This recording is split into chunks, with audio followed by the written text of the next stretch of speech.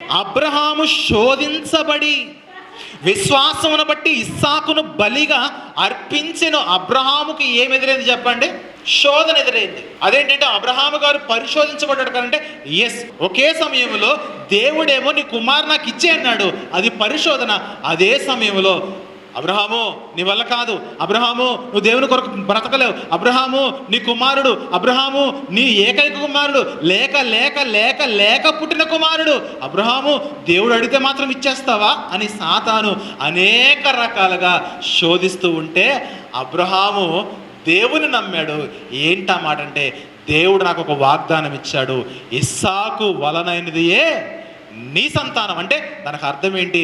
ఇస్సాకు నేను ఇప్పుడు బలి ఇచ్చిన దేవుడు నా కుమారుని ఇస్సాకుని మృతులలో నుండి పైకి లేపుతాడనే విశ్వాసములో అబ్రహాము యొక్క భక్తి ఉన్నది. కానీ సాతాను ఏమంటది? అబ్రహాము వద్దు, దేవుడు చెప్పినట్టుగా ప్రవర్తించొద్దు, దేవుని చిత్తంలో వెళ్ళొద్దు, దేవుడు అడుగుతాడు అలాగే అంటాడు, నువ్వు వెళ్ళొద్దు. ఇస్సాకు యొక్క బలిని అడ్డగించాలని సాతాను ఎన్నో రకాల ప్రయత్నాలు చేసింది. ఎలా? యేసు ప్రభు శిలువ త్యాగాన్ని అడ్డగించినట్లుగా.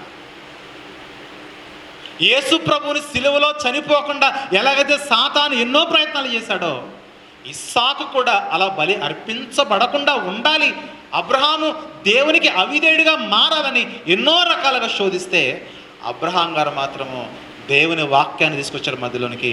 ఏంటా వాక్యము? ఇస్సాకు వలనైనదియే నీ సంతానము, భూలోక వంశములన్నీ కూడా ఇస్సాకునందు ఈ కుమారుని యందు దీవించబడతాయనే వాగ్దానం ఏదైతున్నదో ఆ వాగ్దానాన్ని జ్ఞాపకం చేసుకున్నాడు. అందుకే ఏం కాదు, నేను బలిచ్చిన నా దేవుడు ఈ కుమారుని లేపుటకు సామర్థ్యం కలిగిన వాడని అబ్రహాము శోధనలను జయించాడు. అబ్రహాం ప్లేస్లో మనం ఉంటే, ప్రవ్వా నువ్వే ఇచ్చావు ప్రవ్వా, నువ్వే అడిగితే ఎలా, లేక లేక లేక ఇచ్చావు ప్రవ్వా, నా భార్య వృద్ధురాలైపోయింది, నేను వృద్ధుడైపోయాను, భాగంగా పిల్లలు పుట్టుట అది సాధ్యమా? కాదు కదా, నువ్వు ఎందుకు అడుగుతున్నావు, నీకైనా అర్థమవుతుందా?